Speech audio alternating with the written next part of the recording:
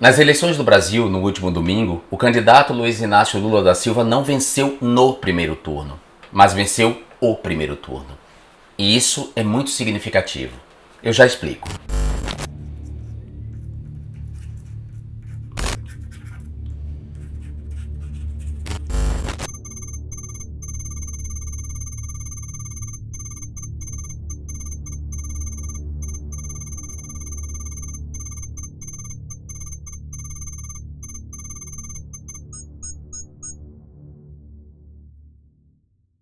Olá, todas, todos e todos vocês.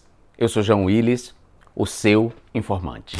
A divergência entre as pesquisas de intenção de voto e os resultados das eleições provocaram uma espécie de frustração, tanto nos eleitores de Lula quanto nos eleitores de Bolsonaro. Nos eleitores de Lula porque eles estavam confiantes nas pesquisas de intenção de voto, acreditavam nos fatos que essas pesquisas apontavam. E no caso dos eleitores bolsonaristas, porque estes acreditavam em fake news, principalmente na fake news de que Bolsonaro venceria no primeiro turno. Essa frustração gerada entre os eleitores de Lula, ela só faz sentido porque havia muita esperança de tirar o Brasil da mão do fascismo já no primeiro turno. Mas se a gente olhar, avaliar as eleições, as últimas eleições no Brasil, essa frustração não faz sentido.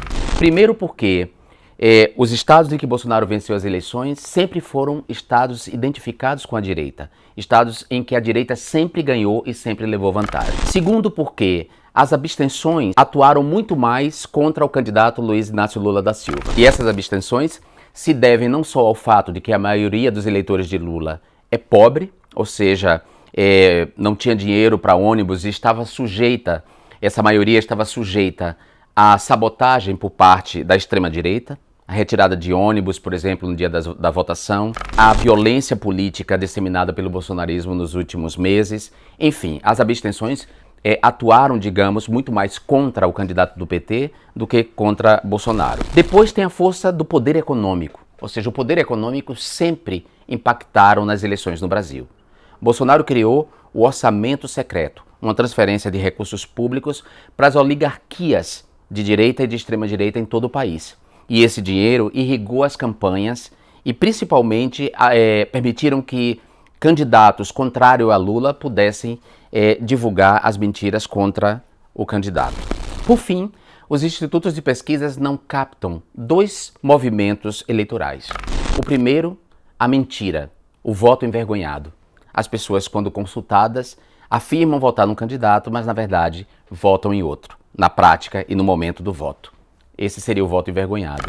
E o segundo movimento é a campanha de fake news, a campanha subterrânea de fake news, perpetrada nas mídias sociais há 2 dias, 3 dias das eleições, e que impacta, sobretudo, a comunidade cristã no Brasil, porque é uma campanha baseada nos temas de costume. Por exemplo, a acusação de que Lula vai fechar as igrejas evangélicas, a acusação mentirosa de que Lula é favorável ao aborto e de que vai obrigar as mulheres a abortar, a mentira de que Lula vai obrigar crianças a mudarem de gênero na escola, a mentira de que Lula vai permitir que a homossexualidade seja ensinada na escola e outras mentiras do gênero.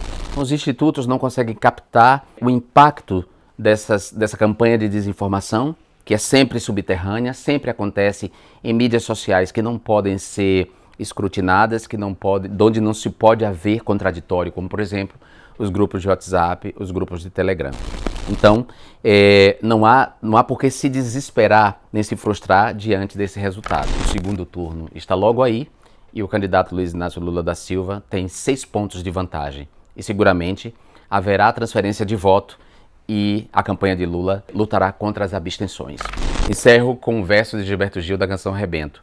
Rebento, a reação imediata a cada sensação de abatimento.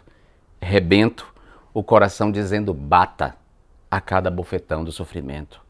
Rebento, esse trovão dentro da mata. Lula no segundo turno. Eu sou João Willis, o seu informante.